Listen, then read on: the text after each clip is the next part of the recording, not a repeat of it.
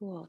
So with this passage, we're going to be thinking about, our three big things. We're thinking about the people. What are their perspectives? People do things and think things. So we're going to see like who's on what team, who agrees with whom. And we have two authors. We've got our passage A author and our passage B author. So if you are new to LSAT, like this is just going to be a little bit different than what we've been doing. But we're really going to think about how these authors relate to each other. Like, do they agree, disagree? If they do agree, what specifically are they agreeing on? Does one support the other? Is one more general and one more specific? Or if they're complete opposites, like are they directly addressing the same issue and they're saying, I believe yes and I believe no? Or do they have some common area of agreement and they're disagreeing on like a little itty bitty piece? We're also going to be paying attention to any comparisons and contrasts that we can make in the passages. And these are passages when we have two of them. If you're new to LSAT, what we're going to do is we're going to just read the first paragraph, go take a quick guess at the questions, and then read passage B and then finalize our answers. And that's just so we aren't keeping so much in our head because it's kind of stressful to be comparing and contrasting A and B all together before going through the questions. The reasoning behind doing one passage first and then doing the second passage is just so that way you can, focus on one at a time. There's a lot of answers that tend to mix and match pieces of passage A and pieces from passage B. So we just want to give ourselves the most accuracy we can. If we look at these passages, so passage A has 1, 2, 3, 4, 5 passages or paragraphs, I should say. And then passage B, There's a lot today. yeah. Hi, Janice. It's good to see you. Oh, I'm sorry. I wasn't on mute. I'm sorry about that. It's all I'm good. logging on. This is great. Yeah, it's good to see you.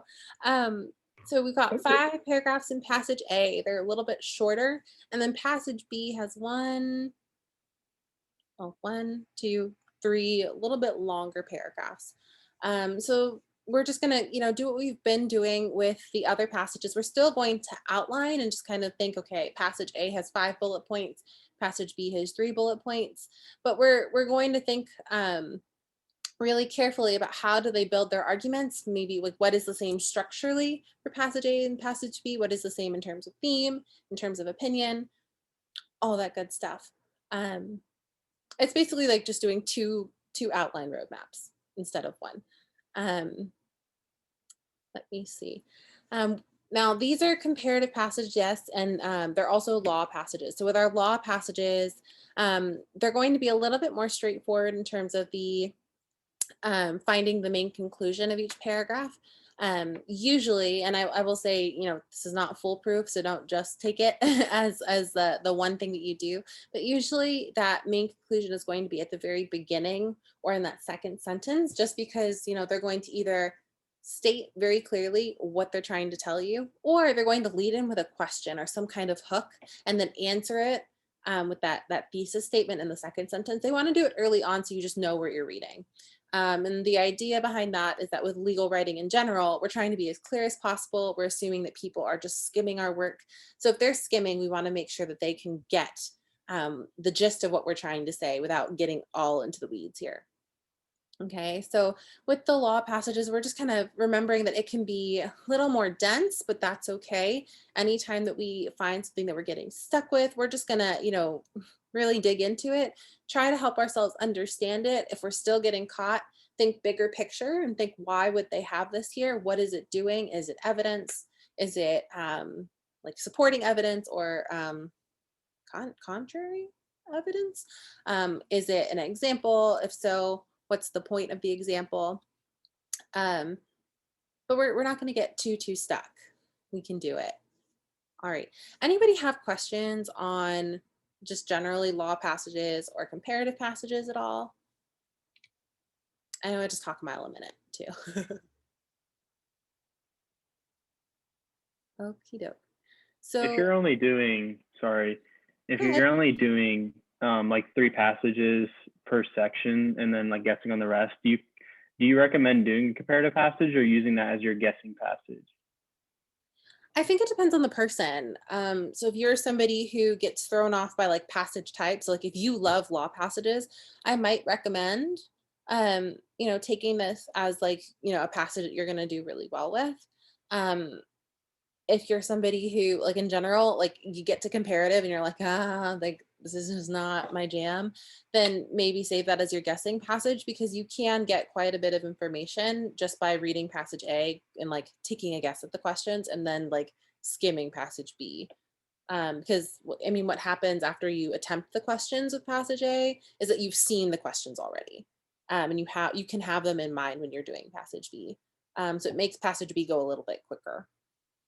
But yeah, not satisfactory answer, but totally your personal preference. And I would say like try things, like maybe see how it goes. Cool, cool. Alrighty. Um, so what we're just gonna go ahead and do, we're gonna read together and we're just gonna be thinking about like what is the structure of the argument. So like what is the purpose of each sentence? How does one sentence relate to the rest of the sentences? We're gonna stop after each paragraph and just kind of summarize what happened and then figure out why did our author include that? So this is really going back to our logical reasoning, like what's the role of these things? What's the function? And then those like that role questions will help us really get a better sense of how does the author construct the argument overall. And this is going to help us know where to find certain pieces of information much more quickly. So instead of reading a whole passage again to figure out where, I don't know if we're talking about the definition of insider trading, if we know that they defined it in paragraph one, we go straight to paragraph one and we don't have to, try to read through. Or I guess it says in like paragraph four, there's talking about selling a stock. If that's the only place where they're talking about selling the stock, we go right to paragraph four instead of getting through all this information. We just want to make it like as straightforward for you as possible, because the key with this section is truly just knowing where to focus your energy and then like doing everything efficiently by like placing weight on certain areas more than others.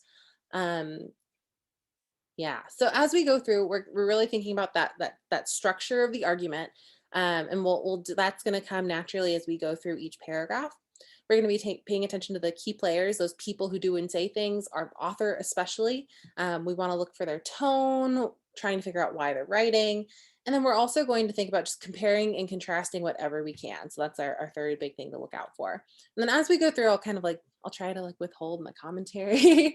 But we're going to make some notes about things that our authors will probably generate questions out of. So like those comparisons and contrasts, the structural elements, those always generate questions. You will always have a main point and or a primary purpose question. You will always have questions about your author. And then anytime there's something weird going on, that's probably going to be a question. Or if it seems much tougher than it should be, probably going to be a question on that. Any thoughts, concerns, comments, questions before we dig in? Cool.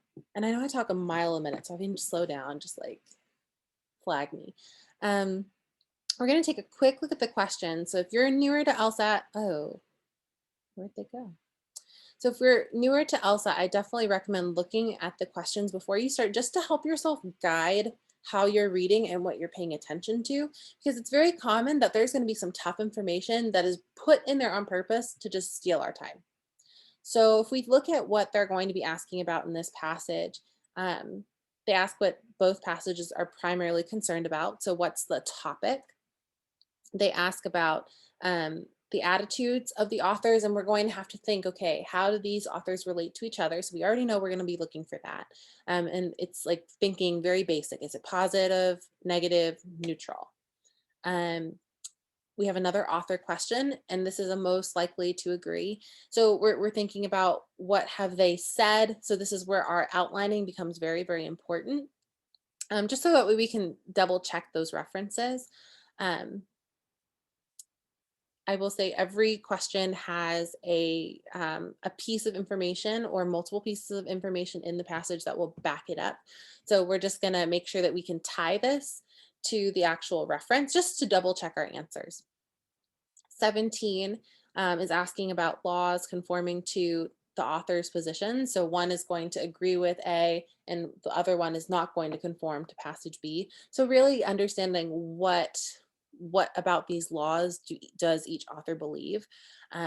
This is probably a question we'll save to the end, just because this is talking about both authors together. 18 is comparing passage A and passage B, and it says that we're advancing the argument by blah, blah, blah, blah, blah. So we're really thinking about what is that structure of the argument. So this is like a method of reasoning question in LR, just bigger. And then 19 has a very specific reference to passage A, and how it relates to passage B down below. So they're really having us draw a lot of comparisons and contrasts already. So this is going to be a good one. I'm really excited. All right. Any questions here before we start reading? No? Okay. Okay. So if any questions come up, feel free to jump off of mute. I will try to keep this chat in my view. I'm not the best with the chats, but guys, it's Friday. I'm so excited. Okay, sorry. Alrighty. So passage A. So we're just going to think as we read, make sure that you're keeping track of our structure of our argument. See if you can find the main conclusion of the paragraph.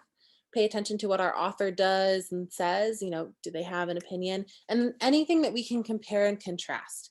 We're going to really talk about those things. Okay. So insider trading law makes it a crime to make stock transactions or help others make stock transactions based on information you have ahead of the general public because of your special position within a company. So pretty easy, like first paragraph, it's just one sentence. So Tyler, what are they telling us here in this first paragraph sentence? I think they're just basically defining what an insider trading law is. Yeah, that's it's just the definition. So if we were to put something in our outline, like in this case, like our outline could be literally just one word and it's just definition. And so we're thinking about, okay, the idea of there's a law, there's a crime, I guess this insider trading, it is legally not allowed. And then insider trading is when we have inside knowledge to make a trade or a stock transaction before everybody else gets to. It's unfair. So they're just telling us what this is. And so we're now thinking what is our author going to do with this? Because they bring it up, to leverage it for the rest of their argument. So we now have an idea of what our topic is. Any questions here before we go on? I know it's kind of underwhelming. It's one sentence. Okie doke. So, however, trading based on information you have that everyone else doesn't, isn't this part of the very definition of a functioning stock market? So that whenever they ask a question, we're going to pay attention to that, because questions come up for a couple of reasons, but usually our author wants to answer it. They're trying to really build motive, so we're interested and can start to see why what they have to say is important. So they're saying that there's a little bit of a paradox here. If we have information that everyone else doesn't have, this is the definition of the stock market. So if we were to kind of guess where they're going, they might say, okay, what's wrong with insider trading? But we want to keep reading to figure out what's going on next. So based off of this question, isn't this part of the very definition of a functioning stock market? Let's see. The entire field of stock brokering is based on people gaining knowledge that others don't have, and then using it to profit themselves or their clients. So that's just kind of expounding on what the author thinks. If you analyze a stock, decide it is overvalued, and sell it, you are taking advantage of knowledge that many others don't have. That doesn't make you a criminal. It means you've done your homework. Malika, what did you get out of that paragraph? So for this one, I feel like he's just being really contrary to the first paragraph, and he's saying these insider trading laws are not that good, I guess. It's people are supposed to have advantageous knowledge to be good at stocks. Right. And you mentioned it's contrary to the first paragraph. So can you speak more on that? How do paragraph 1 and 2 relate to each other? Well, they're kind of opposite. So paragraph 1 is saying like if they're having insider knowledge because of like a special position or whatever, it's like not okay. Kind of like it's unfair. Whereas the paragraph 2 says like people are supposed to have these insider knowledges that like other people don't have in order to actually make profit. Right. Right. So like that, the difference between these two things that's being painted, like really, really astute observation. So they're getting into, okay, based on your position within a company, if you have that knowledge, it's bad. But otherwise, like our stock market is based off of people having information, you know, whether something is overvalued. And that's okay. So yeah, you're totally on the nose there. So this is like a great example of a small contrast comparison, both, that we can start to see within a passage already. Like we're getting two different situations and our author is kind of weighing them. Cool. Any questions so far after this paragraph? Cool. So if we were to think about, you know, if we had 3 words to kind of summarize this paragraph, what would you say, Krishna, is like would be like your 3-word summary here?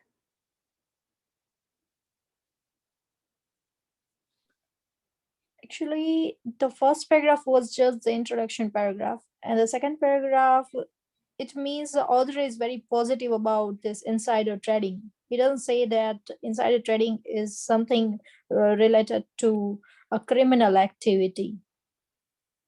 Yeah, I like that. So identifying the author feels positively about that.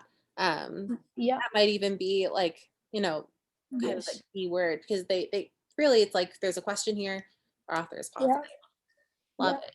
Love it. And the other strategy could be like we had seen one question where it asked about the like passage A and passage B authors opinion about this insider trading. Then I would just uh, I don't know how to say that, but I would neglect the answer choice, which would say that passage A author is positive or neutral. This is exactly where we're gonna go once we finish this passage. So you're right on there. Yeah. I'm gonna pin that and I'm gonna call it. All right.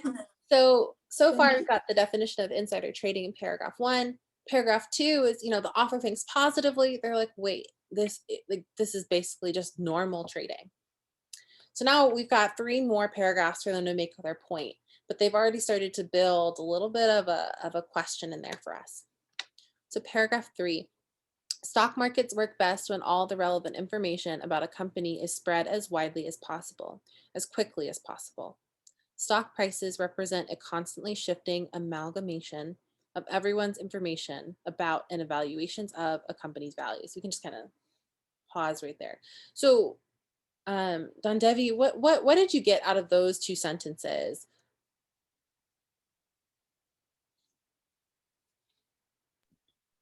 I think it was just giving like a general info about how the stock market functions in the real world. Absolutely. Yeah. And I think, yeah. Sorry, go ahead. No, you go ahead. Yeah, when I read it, I was kind of thrown off by the direction this paragraph went into. It was kind of like, okay, this is just a general statement about the stock market. And so what do you think, you know, what would our, like, why would our author just kind of change direction there and give us a set of statements?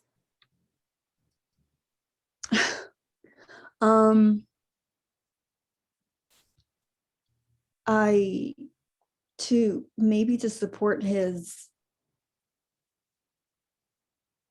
opinion in the second paragraph.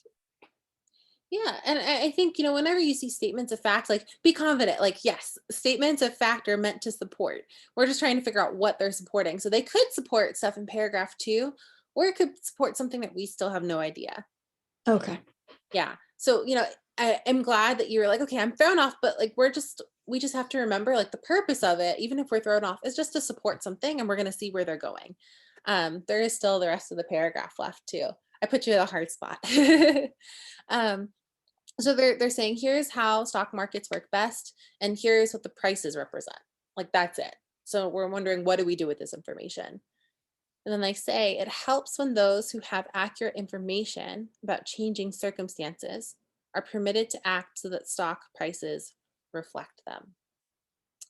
Anybody want to take a stab at what that last sentence does for our paragraph?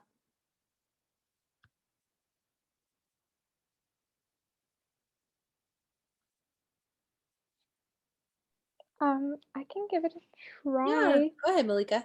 Well, the last two sentences, like the general sentences, they're saying that like it's like the information spreads out quickly so people can act on it, and like in stocks when someone like buys something, the price goes up and down, so like it affects the whole thing. So I guess like it's saying like, okay, people that have information, they should be able to act so that way like the price actually reflects like, so if they're acting to that information, then the price goes up or down based on that. Yeah, yeah, you're totally on the nose. It's like that first sentence is talking about information. The second sentence is talking about like the prices reflecting everyone's information available.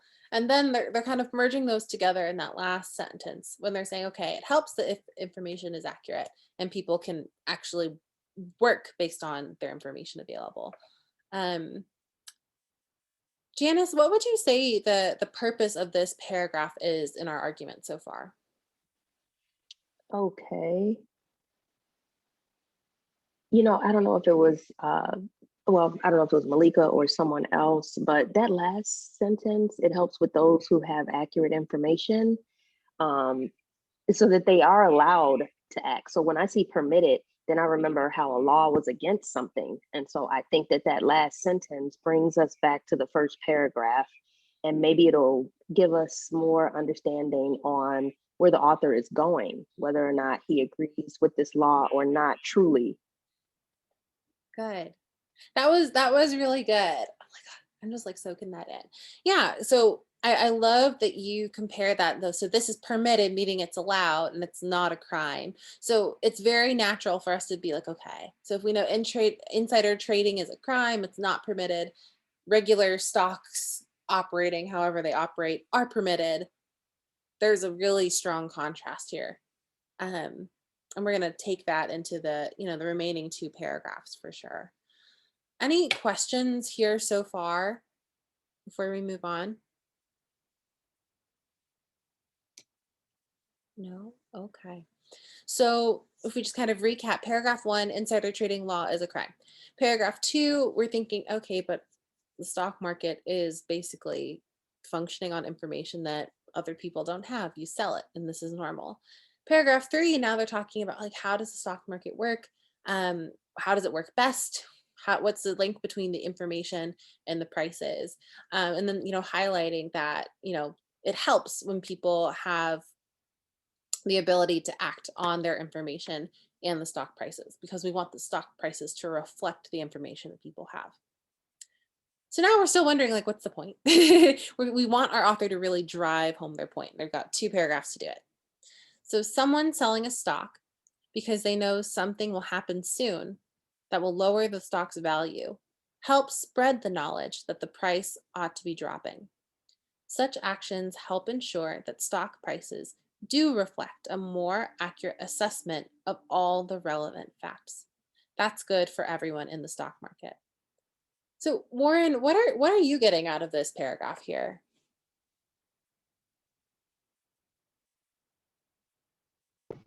Hello, everyone. I'm sorry for coming in late, but I'm working right now. So anyway, I think it's justifying being able to get that information, selling the stock because they know something will happen sooner that will lower the stock's value, help spread the knowledge that the price ought to be dropping. For me, it's like I said, it's justifying. I think all of this is kind of saying it's good to have this information as quickly as possible. And if insider trading happens to fall up under that umbrella, then so be it. But even the paragraph before that seems to justify we need this information as quickly as possible. Who better has this information than, so I guess someone who's inside of the company. So for me, all of this is just justifying more and more why we need this information and how good it is for everyone to get this as quickly as possible. Nice. That's exactly right. I mean, they say it's good for everyone. This helps spread. And I like that you brought up paragraph 3 because, paragraph 3 is a little more abstract. They're just kind of giving you the sets of rules. And now in paragraph 4, they're really narrowing in and getting more specific. Like you said, like if this is with insider trading, then so be it. They're like actually bringing that in here and saying like, this is exactly what's going to help the stock market. So you're totally on the nose there. All right. So, and I'm going to go back to what Krishna was saying, like our author is very, very positive. They believe in insider trading as, a mechanism by which the stock market should work because, we want the information and the stock prices to equate. And it's good for everybody. So like they said it super, super explicitly. So now we've got one more paragraph left and we're going to see what they're honing in on here.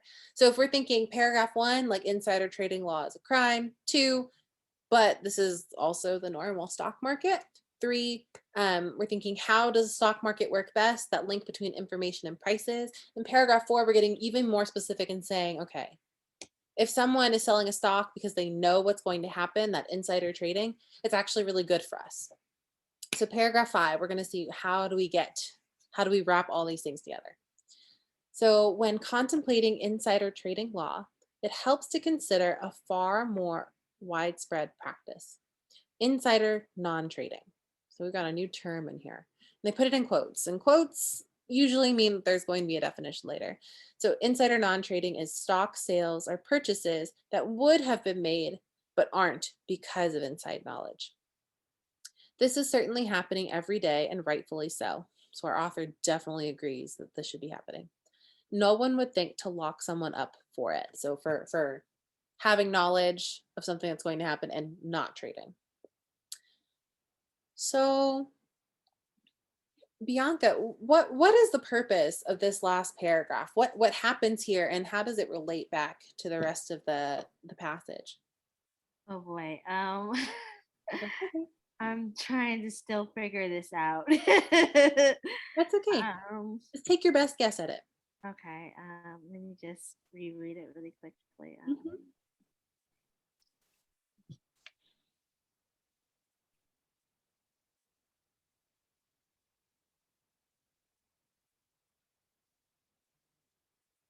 So I feel like this last paragraph is kind of, I don't know. So far, I feel like the author is saying that insider trading is, I guess, okay to do. Um, I'm not really sure about this last paragraph. Yeah. So what's giving you pause? What's confusing about it? I think the word insider non-trading is kind of throwing me off a little bit. Mm-hmm.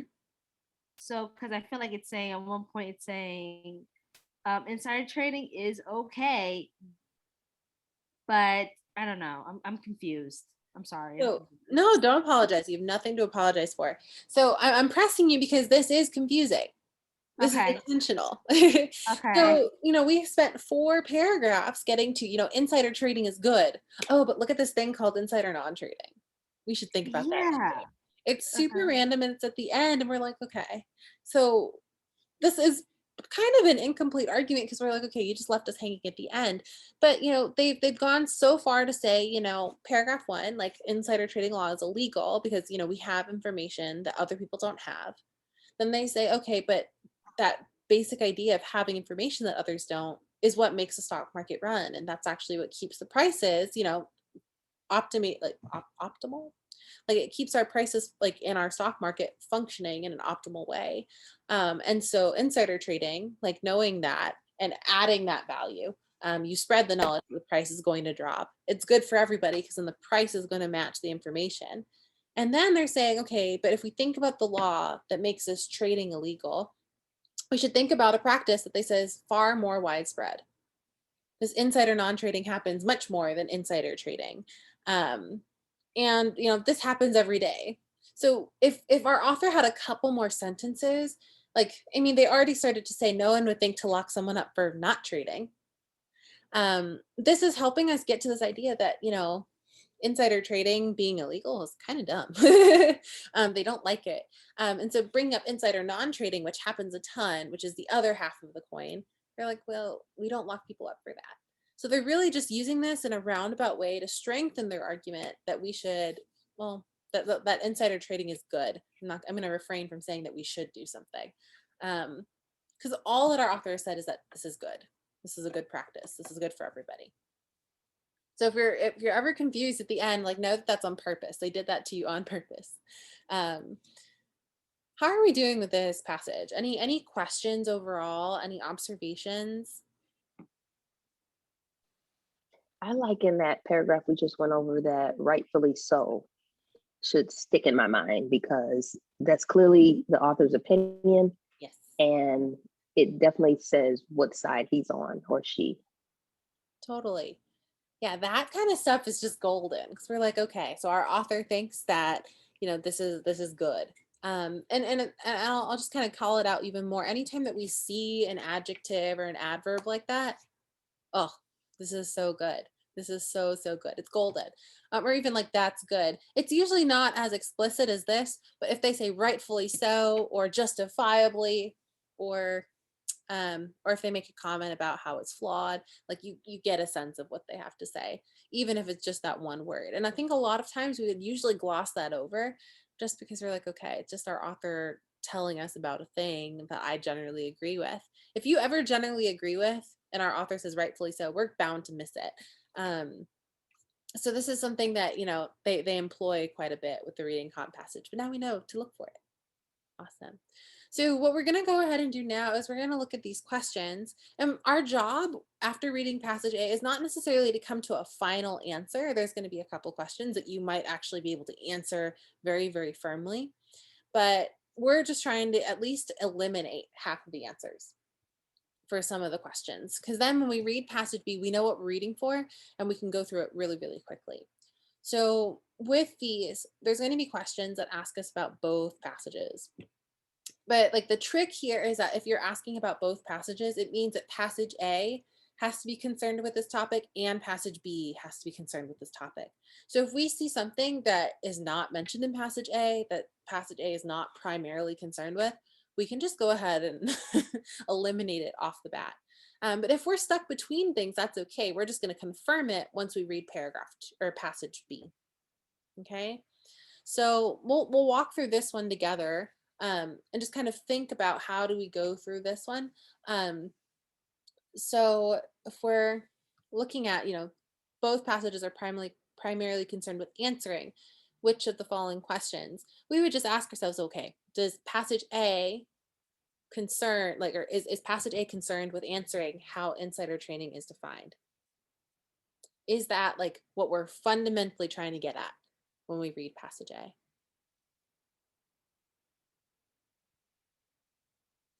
Any thoughts? I'm going to say no. And why not? Yes. I mean, it was maybe the first paragraph was singly devoted to that, and maybe not, like it wasn't really even devoted to a single definition. So I wouldn't say like the entire passage was like, yeah, this is insider trading, and this is the dictionary definition of the entire thing. Yeah. And this is really, really interesting stuff because, tricky wrong answers will show up as like, this is something that our passage definitely does answer, but it's not the primary purpose. So we're dealing with like two issues here, the primarily and the concerned. So like, is it in the passage and is it like the central point? So you're totally right. Like, it's not going to be A, even though this is a tricky wrong answer. And we're just going to like ask ourselves in the same manner with each of these, like, is this what we're primarily concerned with? So I'm sorry. I'm so sorry. I have a question real quick. Doesn't passage A pick apart the definition of insider trading? So we have our definition in that first sentence, and then they go and say, well, this applies to the general stock market. So if our passage was talking about how insider trading is defined exactly, like we would see 4 paragraphs on like the technicalities of insider trading and how that works. So it's like, okay, stock transactions look like this. When like this is the standard for, how much information you have ahead of the general public. That's what it would really be tailored towards. I would say they use insider trading, that definition, as a tool to make the rest of their argument. So it's doing the supporting. So if we're thinking like, what is, like, if you had to, Don Devi, like kind of just summarize in a sentence what our author is trying to drive us at, why did they write passage A? What did they want us to get out of it? The legal terminology of what insider trading is. So that's part of it. How do they use that? What else do they say in there? What makes it illegal? So they say they say what makes it illegal, and then what is the question that they ask based off of that? Isn't this part of the very definition of the functioning of a stock market? Yeah. So Okay. they're highlighting that because they're like, I'm good. Like our author basically is trying to get us to see their confusion, the paradox. They're like, this thing is illegal, but in this case, it's not illegal. But it's the same Okay. idea, right? Makes sense. Yeah, Thank you. and it's tricky because it's like they're kind of abstracting that to make their point. But this is a really tricky answer because I think a lot of us would probably pick this answer. I know I definitely would. I probably did back in the day. All right, so if we look at B, should there be severe penalties for insider trading? Is this our primary concern in this passage? I see some shaking heads. I'm gonna No. go no. No, I don't think so. Right. Because, at the end of the day, if this was our primary concern, our author would have some statement of, therefore, we should have severe penalties. But we know, and I'll point back to Krishna. Krishna said, like, our author is in favor of insider trading. So there's a couple ways that we could have approached this question. We could have either seen, they didn't talk about penalties and they aren't concerned with penalties. But also, if we only got the fact that our author is positive, penalties are a negative thing, and our author is very, very, very positive about insider trading. There's a couple ways that we can approach that. All right. What about C? Why do investors engage in insider trading? That seemed more like background. Yes. Yeah, you're totally right, Janice. Like we're thinking, okay, this would be more background information, but we don't talk about like their motivations. We don't talk about the why. We just know that they do it. What about D? Is insider trading harmful to the stock market? I think so. D could be the answer because here passage A's author says that it's not harmful. Yeah. Yeah. Mhm. Then E could not be the answer. So of course D is the answer. Yeah. So I think that with D, is insider trading harmful? We have a solid answer. Our author, like we know very Mhm. clearly, our author is like, no, we love insider trading. Insider trading is good. And then with E, you're totally right. The best means of regulating insider trading, our author is not interested in regulating at all. So already we've read one passage and we can pick D as our answer, which is like pretty darn good. Look at that. We got it right. So, even if by reading one passage, and I think this goes back to your question, Tyler, like there are, the comparative passages, like it's totally possible to get some like bona fide points just by reading one half, like just reading what passage A. Yeah.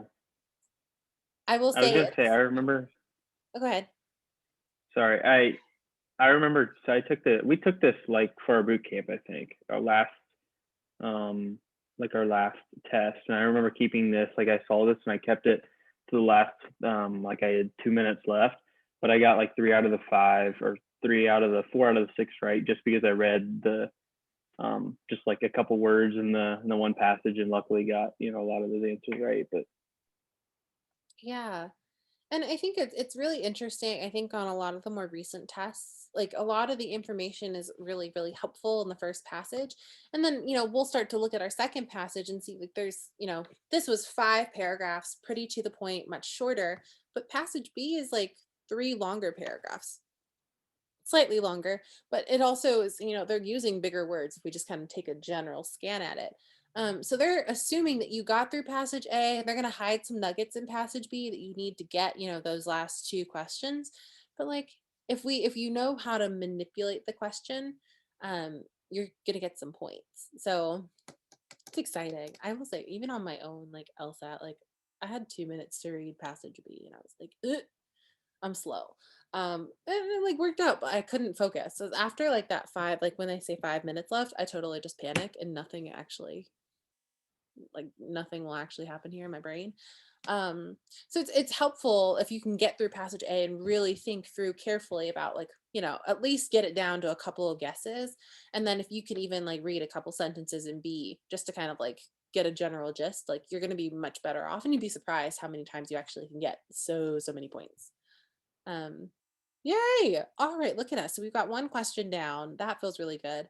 And this is something we can confirm by reading passage B, but already, like if we were confident that A, B, C, and E were totally wrong and they were not the primary concern, this is giving us a clue that passage B is going to talk to us about whether insider trading is harmful to the stock market. Now, if we were not sure, and let's say we kept A, even if we were choosing between A and D, we would be asking ourselves when reading passage B, are we defining insider trading, or are we thinking about whether trading is harmful? So there's like quite a few ways to do it, and I think you'll build your intuition for these questions as you go. All right, so let's look at 15.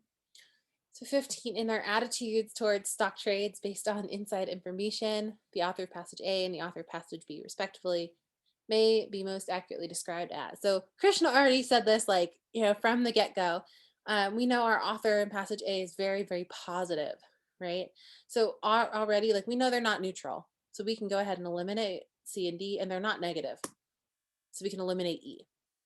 So we're going to be looking and seeing, with passage B, we know, but based on 14, we're looking at insider trading isn't harmful. So our author in passage B is going to have to address this, and we're thinking, are they neutral about it, or they're negative? This means it's like, okay, they're not going to be positive about it. So we're thinking, okay, neutral or negative. This is giving us some clues, and it helps orient us a little bit. So if we are, reading this with a couple minutes to spare, even just 30 seconds, we can still get some good ideas. Any questions here? No? Okay. Just going to flag it. 16, our authors would be most likely to agree that blah, blah, blah, blah, blah. So this one, we could probably just take a look at these just to see what they're talking about. But we are going to need B to finalize it, because we can say, okay, passage A, we know that they're going to, we're going to eliminate anything that our author would not stand by, but it's probably going to be a little bit tougher. So we'll just kind of walk through these, or, well, let me ask, would you like to walk through these, or would you like to just kind of think about them for a minute or two on your own and evaluate the answer choices? What do we think?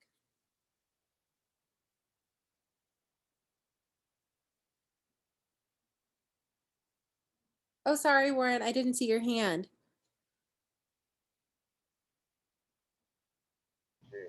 It's okay. I think you ultimately answered the question.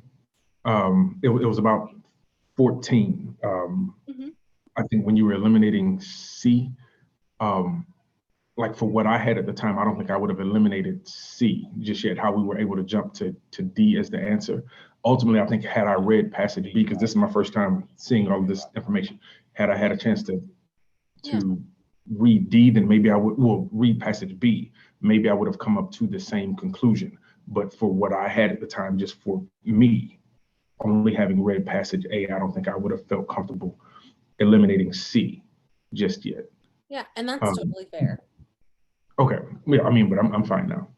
Yeah, sorry about that. I was like, huh.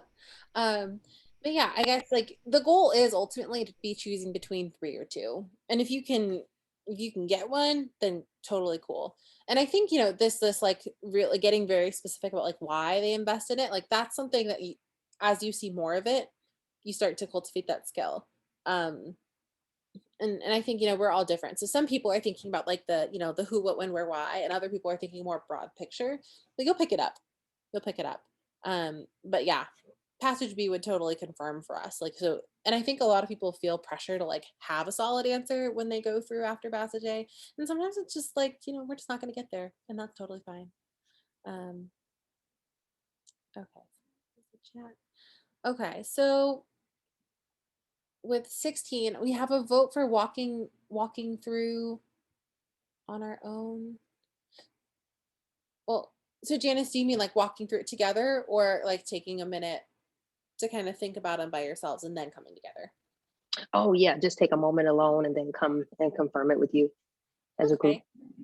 Yeah, so let's take a, I'm gonna make this quick on you guys. I'm gonna give you, a minute and a half, 2 minutes, just to kind of evaluate these answer choices for yourselves and think what our author, and we have to kind of read it differently. So our author in passage A, what would they agree with? And then see like if we can eliminate any of them. I'm gonna mute myself so I don't bother you.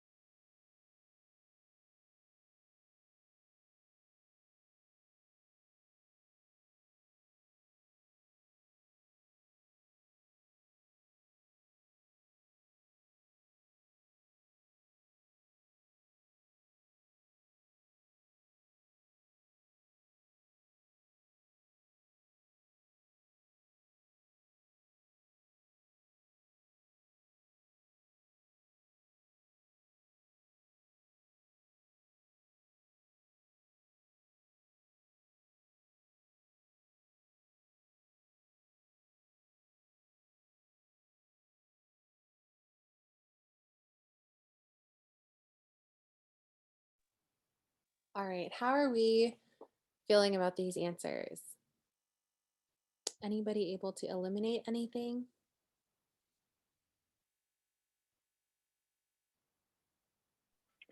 I eliminated B pretty quickly And why did you eliminate um, B? because I thought it was really, really strong. But also, um, like they never really stated that all information at the same time. Like it's not supposed to be all equal. It's just that some parts, I forget where I found it, where like relevant information about a company is spread as widely as possible, as quickly as possible. Although that might illuminate or like allude to like all information at this all at the same time, it doesn't really state it directly. Hmm. And so you said that it was a strong answer choice. And so for folks who are not as familiar, why did you eliminate it based on being a strong answer choice as well? For I don't know, I forget what you might know what type of answer choice this is. Could you what type of question type this is? I think it's just like a most strongly supported or Yes.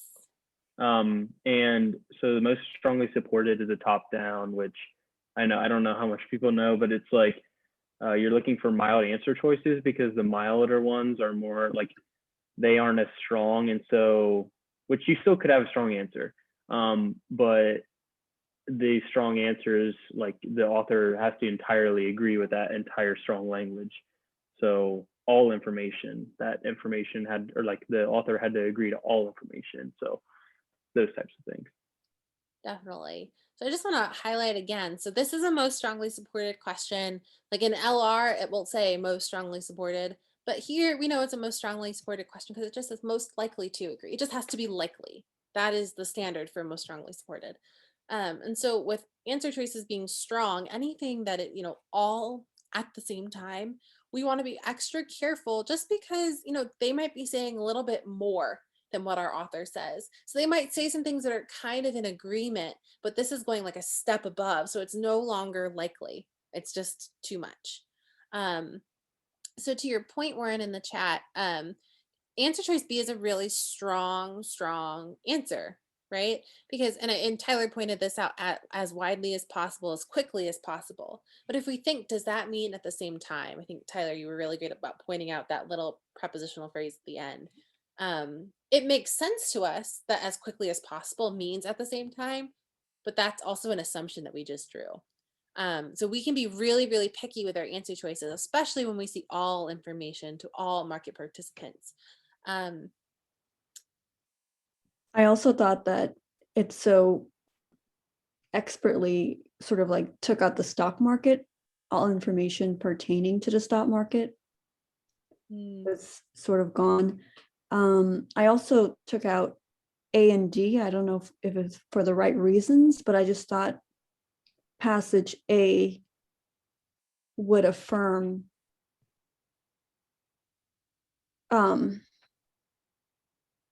it wouldn't say that it would undermine it. It would probably say it would, it would promote it.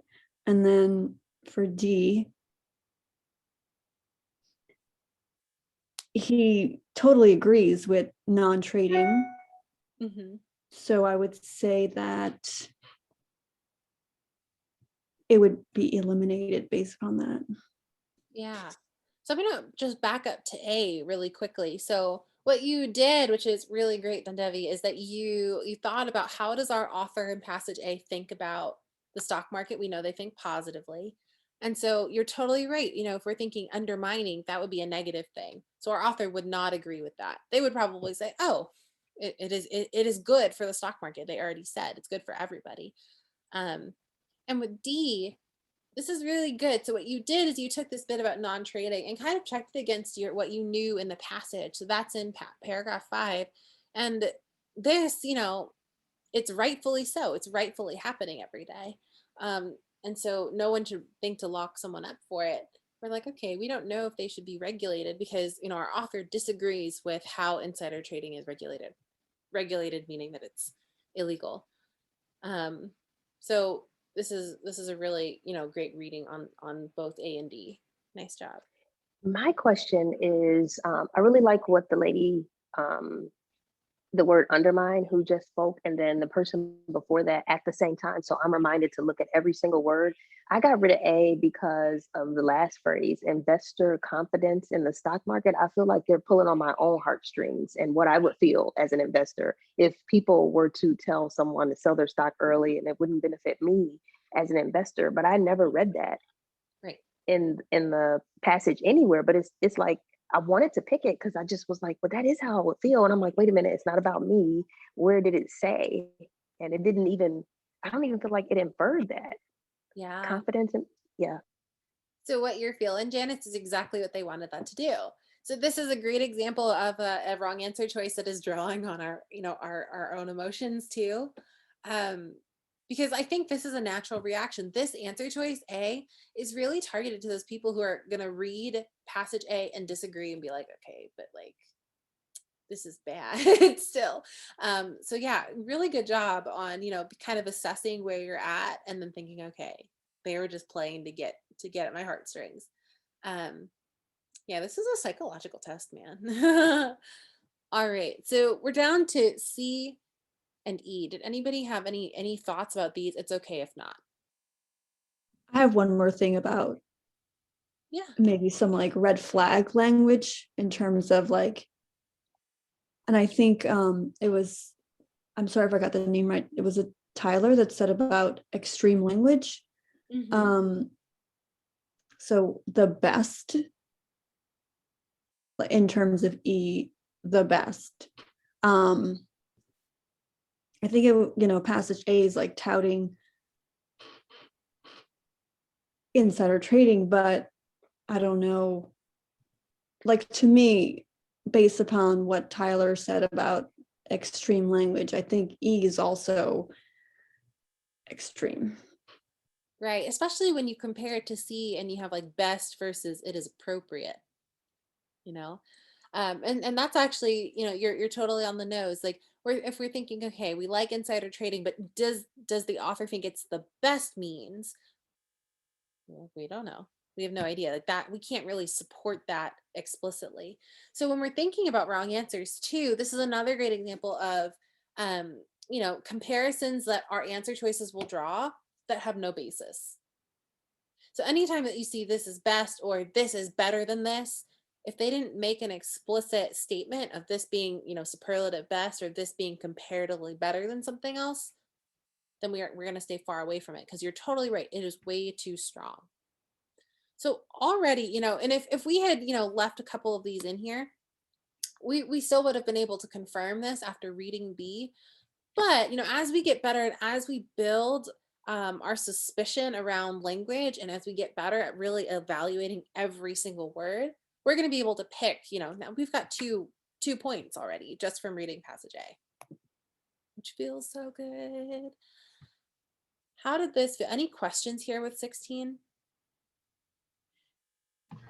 I have a question. Yeah. Well, maybe it's a question, maybe I don't know. The reason why I chose B, all right, and so maybe this is a tweak that needs to be made on my end. The reason why I chose B is because it seemed to be very pro. Let's get the information out. Whatever you're going to do with it, it's your, thing. So insider trading and non-insider trading are kind of the same thing in that sense of we have this information. Whatever you do with it, that's your business. Yeah. But the author isn't, at least for passage A, he's not against either one of those. So just however you get it, whatever you choose to do with it, if you choose to buy, if you choose to sell, if you choose to hold what you have, that's your business, but you need the information. So that's why I went with B. I can see the issue of the extreme logic, especially when you talk about top-down questions and wanting to use more mild language. But for me, like I eliminated A for the same reason, to undermine investor confidence. None of that was mentioned. For C, I didn't see enough that said that we need to get an advantage by seeking stock analysis. For me, I just saw get an advantage however you can. If that means we're breaking the law, then so be it. Who chose to make it illegal? I didn't. They did. I just say get the information from whoever you can get it from. If that means you learn how to read charts, then so be it. If it means you talk to your friend who works at whatever company, so be it. So I didn't think that there was a strong case made to say superior stock analysis. Does that make sense? Even though I'm wrong, does it at least make sense? No, With my thinking? that totally makes sense. Yeah. And I think, people will see superior stock analysis and eliminate it right then and there because that looks like the strong language. But when we're thinking about like what do they say about stock analysis? Do they say it's superior or something along those lines? If we go back to paragraph 2, if you analyze a stock, decide it's overvalued and sell it, you're taking advantage of knowledge that many others don't have. And then they say it means you've done your homework. That idea that you've done some analysis and other people have either not done it or didn't do it well enough, like you have that information, that is superior stock analysis. And I think that's where like it's off wording. It seems really wild. But if we look at just the rest of that answer choice, it is appropriate. They're just saying like I'm not saying we should do this. I'm just saying I'm not mad at it. Right? Very like passive kind of answer choice. And then we know like gaining an advantage, like we I think you were right, like by any means possible. Yeah. I think for them to get really specific, they're really trying to trick you out of your points. Yeah, so there's quite a few things in here. And I will say it's going to be easier to eliminate wrong answers because they are going to be too strong or they're going to be out of scope or completely the opposite. Our right answer choices are probably not going to be very satisfactory. because they're meant to, like, I mean, we like picking things that are strong, we like picking things that are concrete, that are very, very certain, and our right answers are often going to be like less concrete, roundabout. They're going to be um just really passive, and that does not make us feel good as humans. Like, we like having something concrete. um this is really great stuff for your wrong answer drill, though, for sure. um any other questions before we move on to our remaining questions? I have a quick question. Yeah. Is this common that like we can get actually like fully answer a couple of questions just by reading passage A, or is this just like it's happening right now? But I would say you should get at least two answers, or like you can get at least two answers off the bat. I think it definitely takes the practice of building that suspicion, and just kind of getting better at reading them. But if you were to do like 5 comparative passages and then really analyze your right answers and your wrong answers and see like what makes them wrong, what makes them right, I think you would have a really, like, you'd be able to get a lot of them, because it's a lot of like just kind of thinking about like how psychologically are they trying to psych you out. um I will say, um the design of the comparative passages, usually one is going to be harder than the other because they know that you're going to get tired. So they're going to make sure you have points by reading one or the other. Um, they wouldn't just make it so terrible that you have to read both every single time. Um, I think that what, makes sense. yeah, yeah. I Thank think you. what's hard is that, yeah, of course. It's what makes it difficult though is that sometimes like they will have questions that say explicitly this is only passage A or only passage B, and other times they'll give you questions like this where it's like it looks like you need to read both, but you actually have enough information. Yeah, I was just really surprised that like we answered like two questions that we needed to know both passages. I just wanted to Me see too. like, yeah, are we able to do that like as a practice? Like, or is this just like this is just the type of passage we got this time? I would say like on the comparative passages that I've done lately, you get at least two. Okay, that's And great. then you're able to eliminate, like, at the very least, like you should have like, you know 2 or 3 answers left per question, and like two of them are like done deals. Hmm. I will say usually that primary purpose question or main point, that's going to be something that you can knock out if you're like, if you really are reading closely with the answers and the text that's there.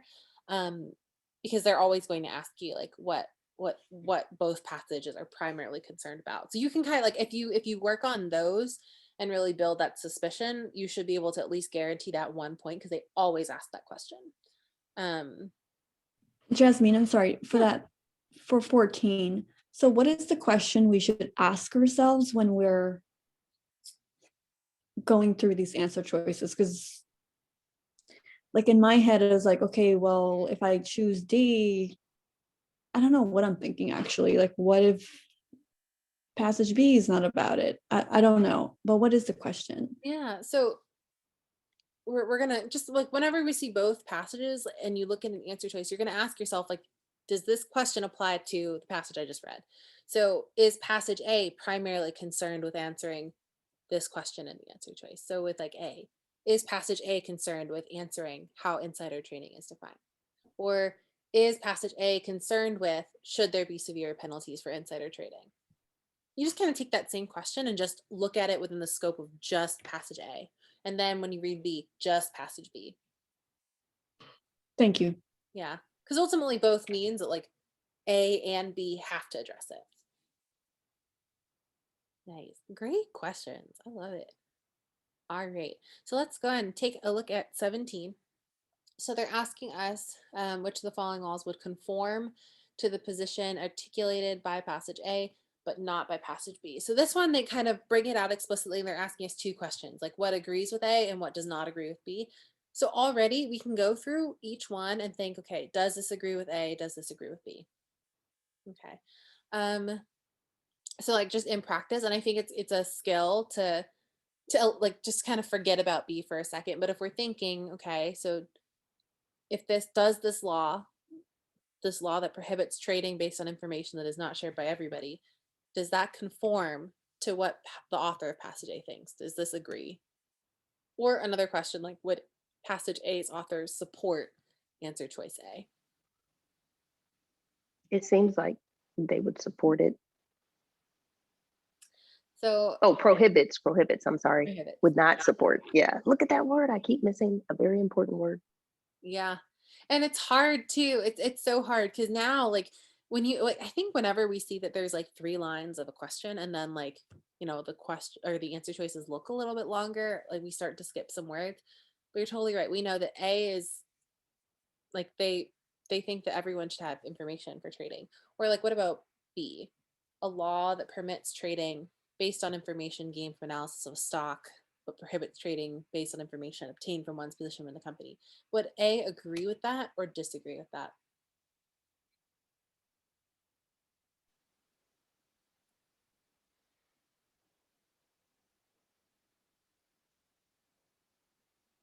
Isn't the author okay with no matter how you get the information? Right. Yeah, I think looking at the third paragraph, or Mhm. whichever one it is that says something about the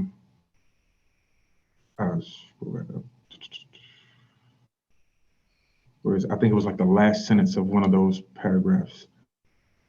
It helps when you have those who have accurate information about changing circumstances are permitted to act so that stock price reflects them. Yeah. Stock prices reflect them. So people who are inside of the company would be the best ones who would be permitted to act on that, or to have that information to act on it. So Hmm. I don't think they would be against it for B. Right. And so it's interesting because this is a longer answer choice, and they say, okay, there's something permitted and something prohibited. So if we're thinking information gained from analysis of a stock, like we already answered a question that says that it's allowable. And we're thinking that would they prohibit trading based on information from one's position in the company? That's insider trading, right? So we know that they would not prohibit insider trading at all. Great. So I'll give you like a minute or two just to kind of read through the remaining answer choices and see which one A would agree with, or if there's multiple that A would agree with.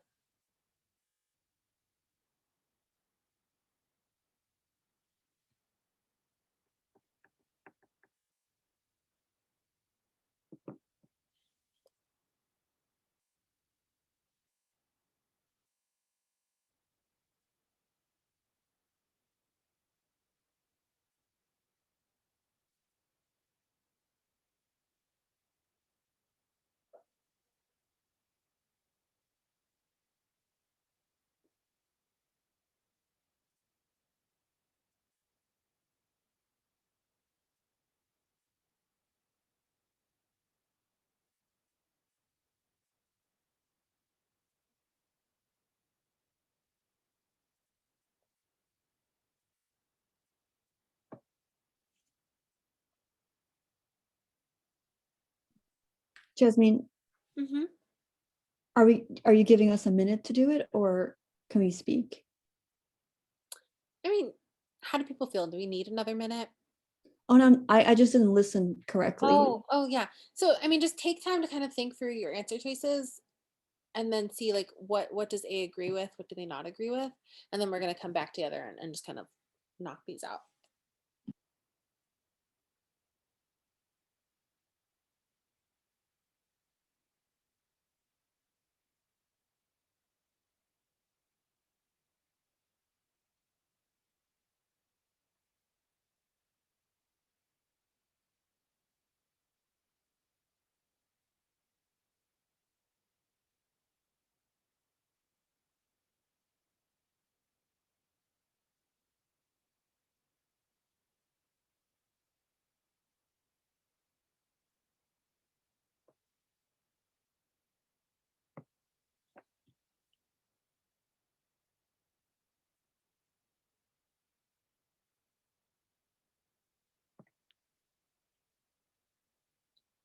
All right. How are we feeling about these answer choices? Did any stick out to you? Was anyone any able to eliminate anything? Well, I didn't love C because again, um, it's talking about investors' confidence in the stock market. I'm not sure I could find anything to support that. Right, right. So, and I love that because like this was tripping us up. It's kind of feeding on our emotions. They might bring it up in passage B. We have no idea. But if passage A doesn't agree with it, we can just get rid of it. Nice job. All right, so D and E. Any thoughts on either of these answer choices? I took a D as well because it's saying like it's okay if there's insider information if the price is dropping, but it's not okay if the price is rising. And like they didn't really talk about like the difference of like rising or dropping. They just said that insider information is good. So any insider information should be good. Right, right. That's a great point, Malika. And I think, you know, a lot of people would read this first part and say, okay, legalizes selling, um, but prohibits based on it, like on it rising. Like, okay, rising and selling, you're totally right. We didn't talk about these. So that leaves us with E. And if we think about this one, a law that legalizes trading, like we agree with that based on inside information, absolutely. As long as that information is not acquired by theft or other unlawful means, we don't really address that end part, but we're thinking, okay, we're thinking here, like, okay, our author generally is like very in favor of insider trading. I don't know how theft or unlawful means would come back in here. Because they generally say, okay, it's a crime to make stock transactions, and that's pretty much all that we get in terms of something being unlawful. Um, or you know, this idea that having knowledge doesn't make you a criminal. Um, so the fact that they brought up the law in like a real roundabout way, we probably could like get in here that our author does believe in the criminal system at least a little bit, and the power of laws. Um, but you know, E is going to be our strongest answer, especially because we've gone through and eliminated for very solid reasons A through D. Mm-hmm. Any questions here? Yeah, that second part threw me off because I needed to be able to pull it in. And I know it's not going to always be exactly worded, but I knew for sure that we were wrong to right. And even if I didn't understand that second part, I knew the others were for sure wrong based off of how everybody slashed them out. Yeah. And this is something too where, you know, we know that we really like E because we like that first part. And the second part, we're like, we can't really support this here. We know that our authors, like, we love legalizing this. Like, we would so legalize this. That last part might also be from something in passage B. Maybe passage B, you know, we know that they're going to be neutral or disagree. So maybe they have something about like acquiring something by theft or unlawful means. But like this is going to be our best answer from here. And like we can definitely like we're going to finalize the answer as we go through B. But like if we had to pick an answer right here and now, like we've got 3 points.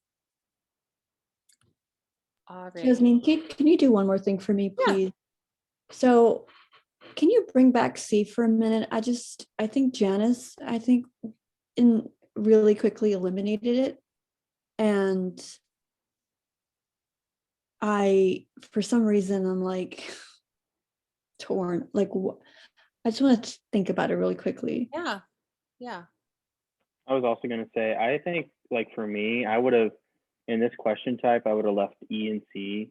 I was also between them. I would have left E and C and then gone to passage B. I don't know. Like Warner thing, I don't know. I would have kind of left it between two answers at this point. Yeah. That's fair.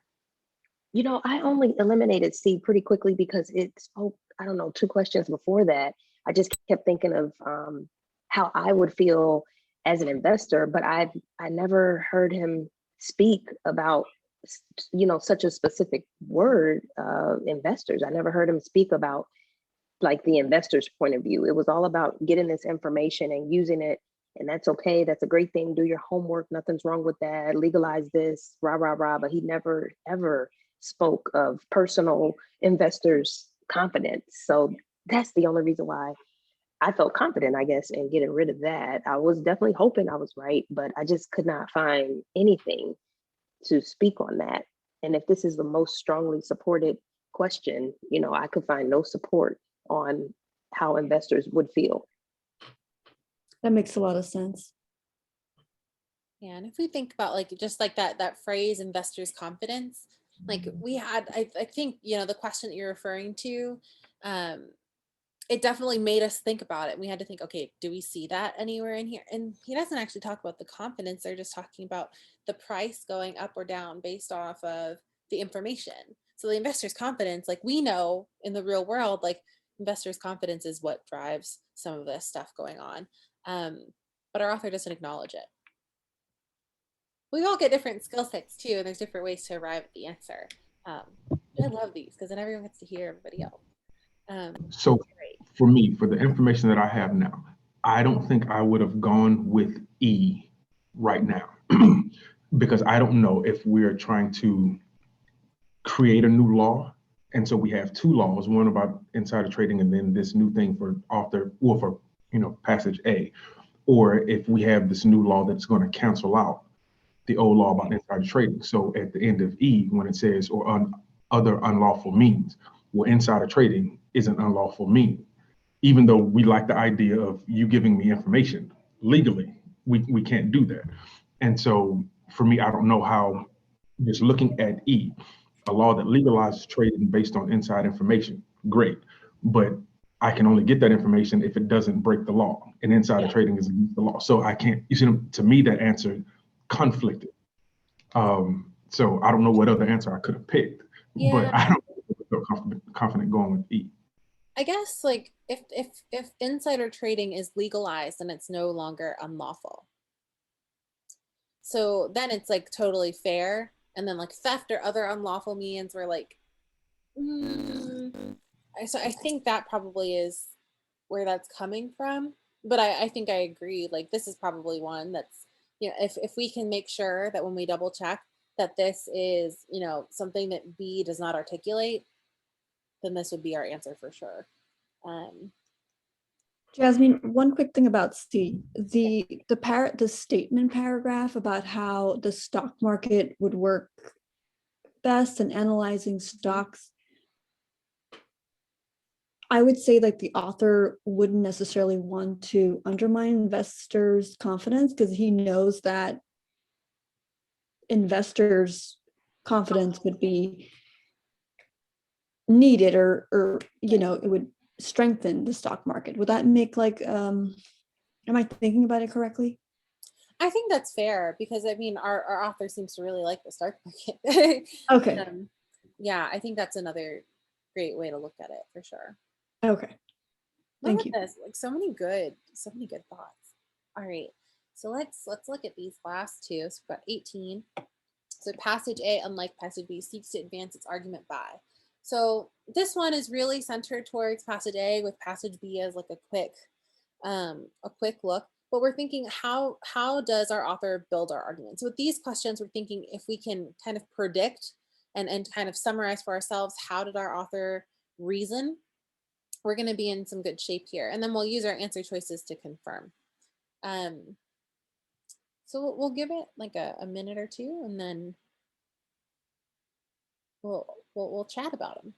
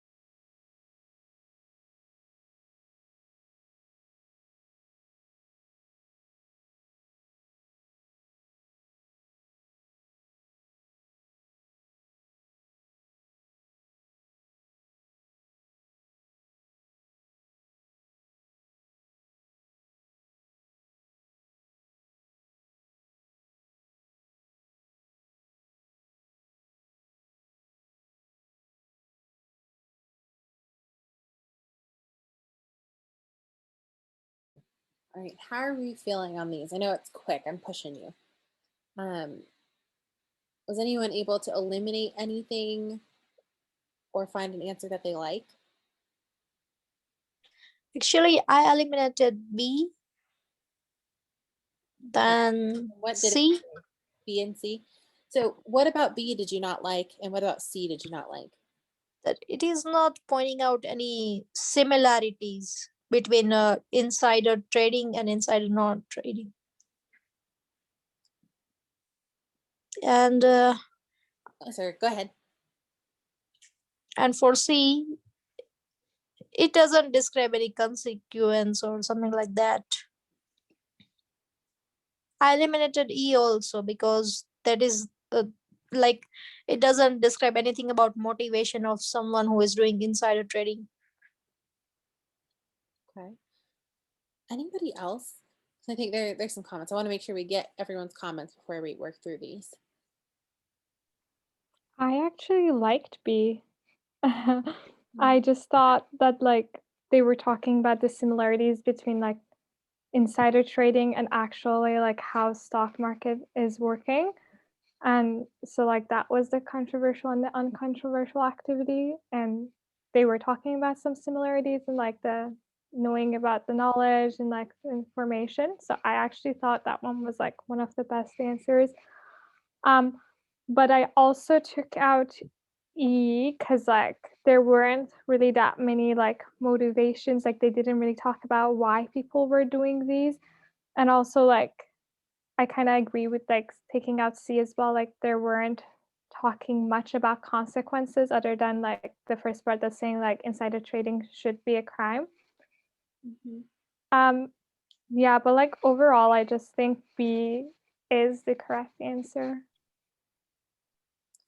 All right. Anybody else want to weigh in on this?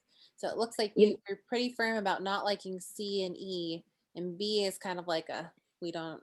There's some mixed reviews.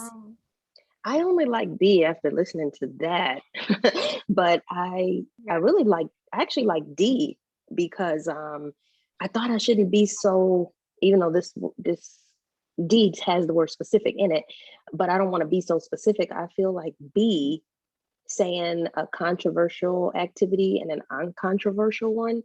I never heard of them saying that the other wasn't controversial. It was more inferred. So I kept it a little bit more broad, but I did use those two as an example in order to choose D, I'm sorry, showing how a specific activity, so that would be the insider non-trading versus the trading, would be the two that I used. Gotcha. But I don't know. That's okay.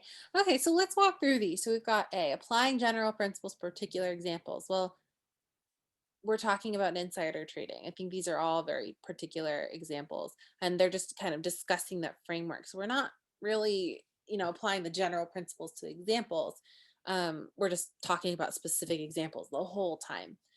With B, I think we had some similarities with a controversial and uncontroversial. You're totally right. We don't actually, say controversial or uncontroversial out loud. We do know insider trading law is, controversial in the idea, and we have to infer this, that it's illegal, but our author really, really likes it. And we think about uncontroversial, we're thinking, okay, what's allowed? What do people commonly accept? There was I think someone mentioned insider non-trading, but if we think, what they do to build their argument is they compare insider trading to just the general stock market function, which is uncontroversial because everyone agrees that the stock market is based on, analyzing, seeing if something is overvalued, selling, buying, etc. So with this one, this is a little tough because, we have to kind of remember that we have to push things. Yeah, yeah, yeah. And if, of course, if anybody has to drop out, let me know. I'll just send you the video. So with these, the controversial activity and the uncontroversial activity, we have to be able to look and see what are those referring to specifically and thinking, is that how we're advancing our argument? So I think, if we take uncontroversial activity to mean insider non-trading, yeah, we don't really build out our argument by comparing the similarities between those. But we are looking at the similarities between the stock market overall and the idea that somebody has more information than somebody else, and we like work based off of that, versus insider trading, where you get that information from your place in a company. With C, describing consequences that result from following an activity. Well, we don't really describe consequences. Totally right there. D, showing how a specific activity relates to a larger context.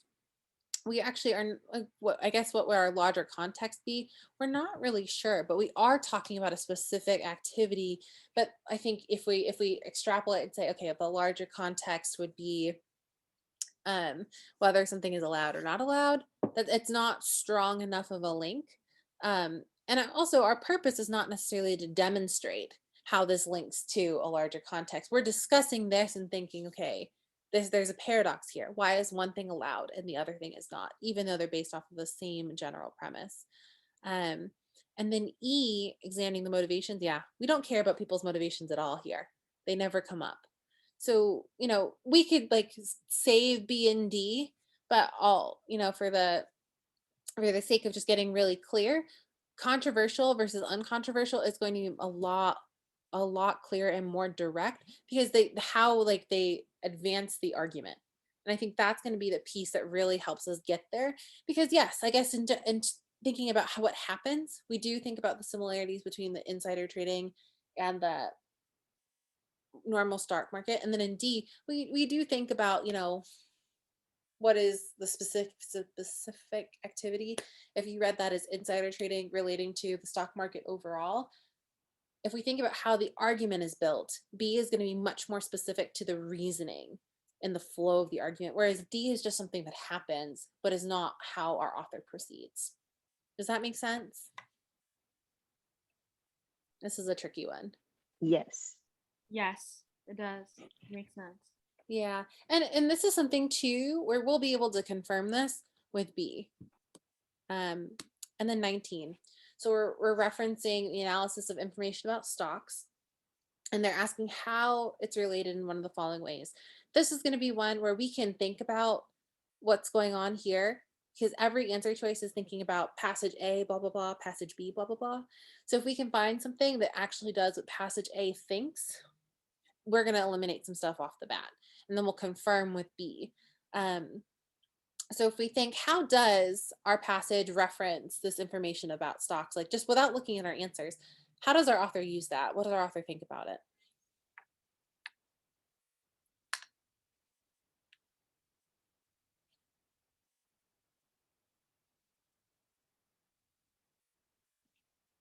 This is for anybody.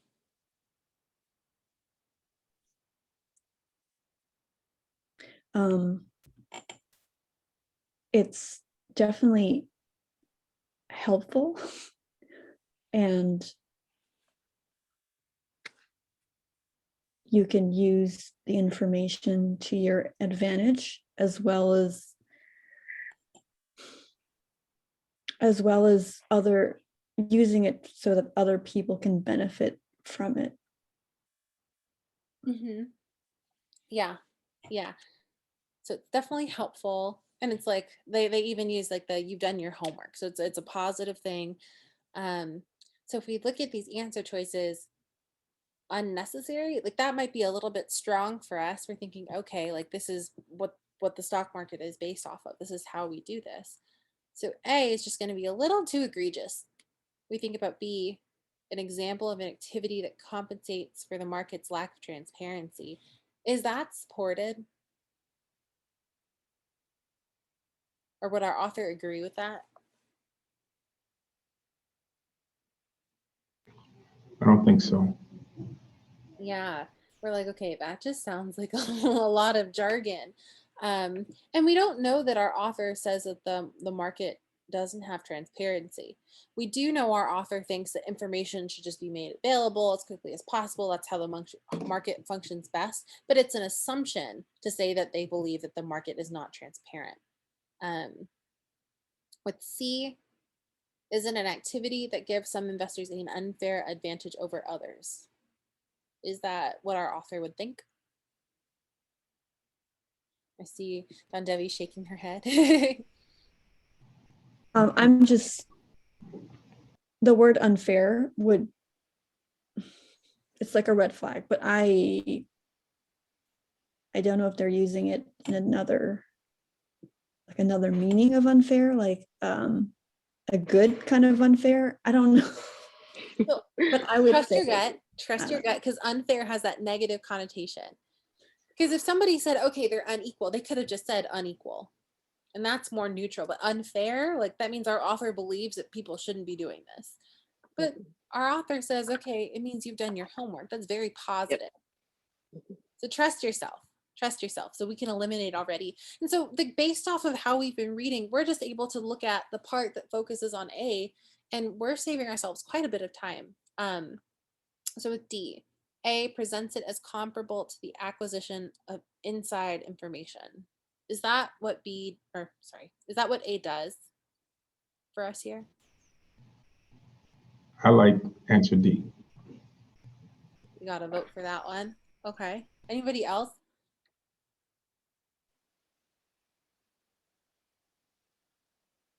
I would I keep also like SSD because E could not be the answer. That's fair. So Krishna got ahead of me here. So what do you not like about E, Krishna? Yeah, option E says that A treats it as an option available only to brokers, but A doesn't speak anything about that it's only available to brokers. Right. Brokers and stock market professionals. So that's not supported.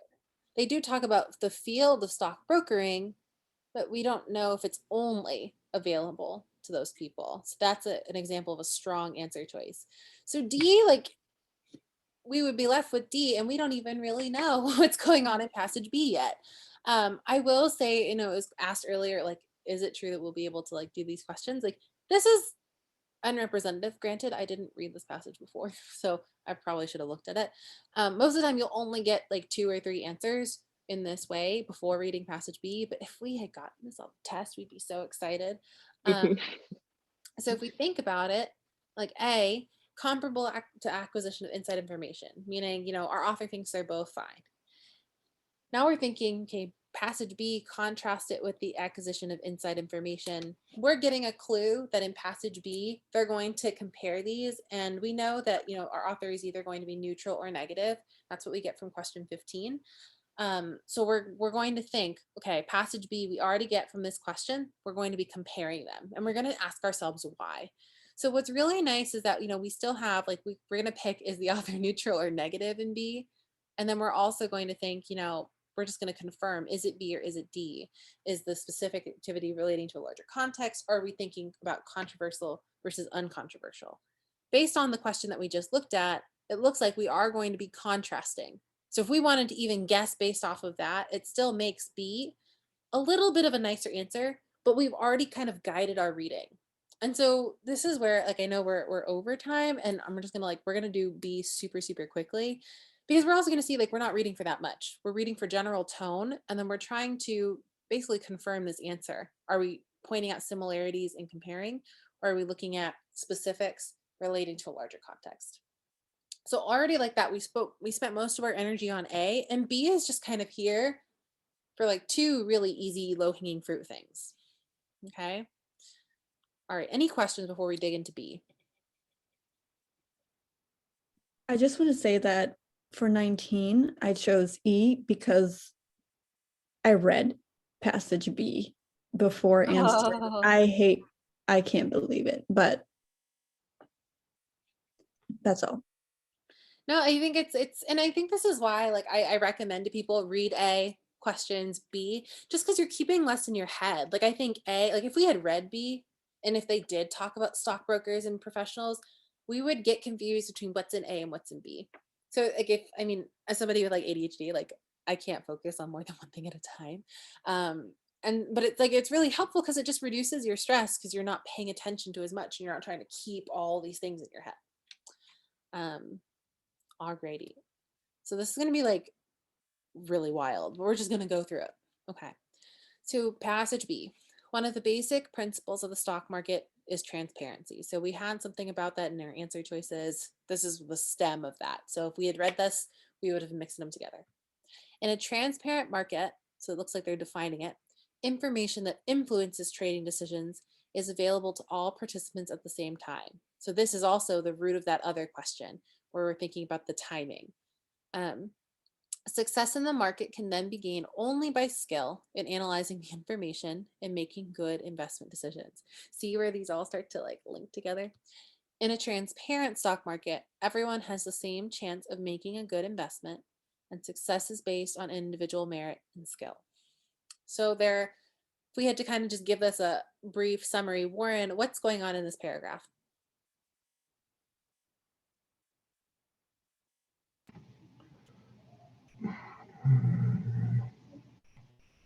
So I guess they're pushing more of the general idea of how the market is supposed to work. You do your research, you analyze the information, you read the charts, and then you come up with your own decisions. And so it's kind of best man wins based on how much homework you've done, as opposed to someone else giving you information. Totally. Yeah. So we've got this idea of analyzing information, making good decisions, and that's how you do the stock market. Cool. So already, like, we can't really tell the tone. It seems like they're more neutral, but they still have 2 paragraphs to come up with a tone. So any questions here before we move on? I know this is really quick. I know this is super, super quick. Okay. So paragraph 2, an insider trading situation. So now we've got our common piece of information. Some people make investment decisions based on information that other people don't have. So they do agree on the definition of insider trading. People who don't have access to the inside information can't make similarly informed investment decisions. That unfairly compromises the market. People with inside information can make informed trade decisions far before everyone else, making it difficult or impossible for other people to earn money in the stock market. So, Krishna, what just happened in that paragraph? What did they do? It is speaking about insider trading, that it is really unfair to the people who don't have any specific information or insider information. Yeah. So with that word unfairly, I would quickly pick up option B for an answer, Yeah, because it Unfair. says that others speaks negative about insider trading. totally. Yeah. And so, like, if we were really pressed for time, we would just stop there, Mhm. which feels really good. It feels really, really Mhm. good. And I think some people are like, wait, but I got to finish the passage just to make sure that they're not actually neutral. Well, all the neutrality went out of the window. Anytime that they go and give you an adjective or an adverb, bam, right there. So paragraph 1, transparent market. Here's what should happen. Everyone has the same chance. Insider trading situation, it's unfair. So it seems like they don't like this idea of people now having better chances than other people. And then, for the sake of completion, let's just go ahead and read this last paragraph, and then, we'll confirm 18 for us. So this in turn causes a loss of investor confidence and could ultimately destroy the market. So this thing that was giving us some issues comes from paragraph B. Okay. People, yeah, people invest in the stock market because they believe they can make money. Makes sense. The whole point of capital investments is to make good investing decisions. So they reiterated what they said in the first paragraph and make money over time. So they're just giving us the point. If investors believe they can't make money, they won't invest. Undermining investor confidence, look at that again, would thus deny companies access to the funds they need to grow and be successful. And it could ultimately lead to widespread financial repercussions. So they're really just hammering it home on why insider trading is bad. And they're talking about, like, the impact of that. So, if we're thinking about these answer choices in 18, neither of them apply general principles to particular examples. They do compare, they do not compare the similarities and differences, because they're really only talking about the issues with insider trading. C and B, they describe these consequences. But the key with this question is saying unlike passage B. So if it happens in passage B, we should have eliminated already. So C, is already eliminated. It's looking really good. D, showing how specific activity relates to a larger context. They do talk about, insider trading as a specific, and then relate it to, investor confidence. And that comes from this idea of, like, this causes loss of investor confidence. This denies companies access to the funds they need to grow and be successful, and widespread financial repercussions. So they're situating it in this larger world. And since it happens in passage B, we have to eliminate it, because 18 is asking for something that happens in A but does not happen in B. So that's how we would confirm our answer. We just pick B and we're like home free. Okay. Any questions there? I know that was like a lot and it was super quick at the end. But any thoughts, questions, observations?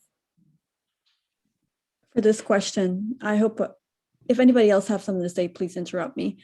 So for this question, I will be keeping answers open that applied to passage A, and then eliminating the ones that does not apply to passage A. And then how would I know if, let's just say, one of them applied both to passage A and B, but I didn't read B? So that's when like you'd want to read and see, like just skim for the general structure so that you can confirm it. But usually they won't put you in that position. Okay. Yeah. Because it's hard. You're trying to see, okay, is this like passage A? Is it not like passage A? If it's like it, then we keep it. If it's not, then we like eliminate it. B is like, is it like it? We eliminate it. If it's not, then we keep it. It's like totally backwards and opposite. Yeah. So, happy to stick around for any questions that people have. I know folks have like stayed on for an extra 15 minutes, which we appreciate you. No worries if you have to go, but if you've got questions, I'll be around for a little bit too. Very nice job, everybody. I wish I could do little reactions.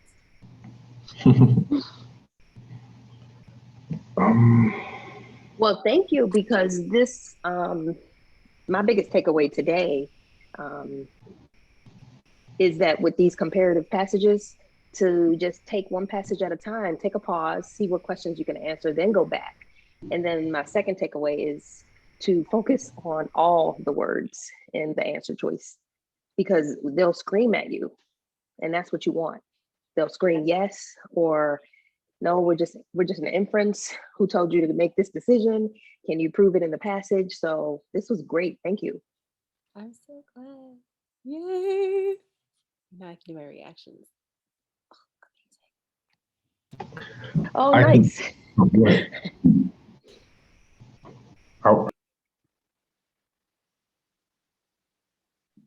Jasmine, I have one question for you for 19. Could you, like if you were doing the test, how would you,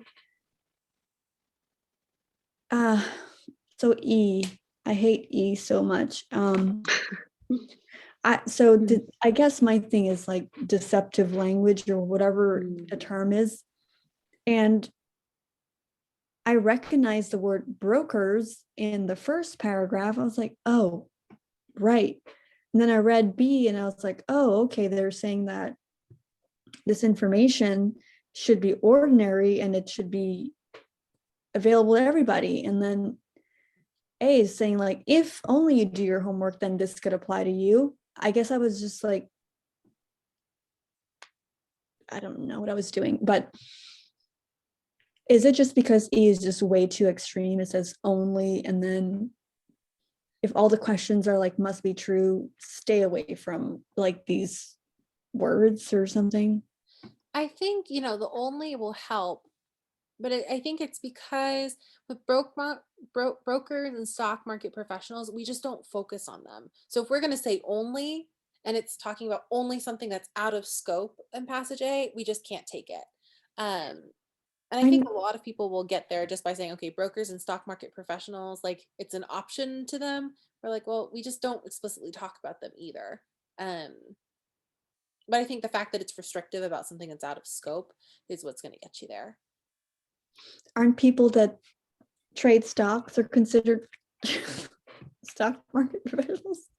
I don't know. And I think that's what's hard is that like, okay, it does just trading make you a professional? Because like, I mean, a lot of people have like Robinhood. Like I've got Robinhood. Like granted, there's only like $5 in there because I get distracted.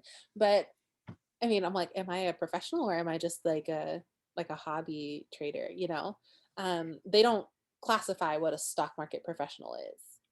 And I thought 18 was like really narrow. I mean, it just kind of like focused on one paragraph. about the uncontroversial, and I was just like, this is bogus. I'm just kidding. Yeah, it's hard. It's really hard because we're like, okay, multiple things sound good here. Okay. And I think, the best advice I can give for a question like this, when they're asking, how does something advance the argument? So that's a reasoning question. Really thinking about, like, what are they mentioning? What is the controversial activity and what are they referring to as an uncontroversial one? And then situating it in, like, how do they construct the argument? So, like, really predicting, like, okay, how do they build their argument? They talked about insider trading, and we're just kind of going down our outline, like insider trading, but regular trading is also based on in also based on information that other people don't have, but like one is fine, the other one is not, and then somewhere at the end they build in this non-trading. If our argument is really talking about like this paradox as to why one is illegal and why one is not, and ultimately trying to say that they're both okay, that's going to be more central to the argument rather than something else. Thank you so much. I Yeah, of course. totally enjoyed this. Appreciate it. Yay. Cool. Jasmine, Yeah. although I know that in 18th, B is the answer, I'm still stuck to D because in passage 8 says that such action helps to ensure that stock prices do reflect a more accurate assessment. So it says about specific activity that insider trading, and it relates to a larger context that it is helpful. That's Okay. good one in the stock market. Yeah, so then the double check would be to look at B and ask yourself, does this happen in B? And D, oh, oops.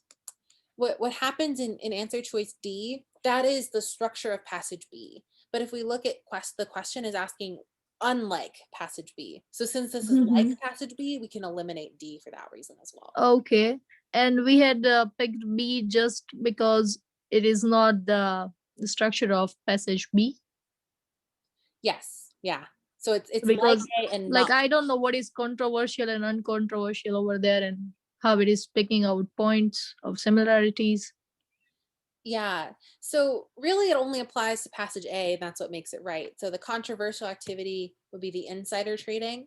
The uncontroversial activity would be well, uncontroversial ones, I would say. I think you can say your normal trading activities. So just, analyzing information, making those informed decisions. And I think you could also probably make an argument for insider non-trading.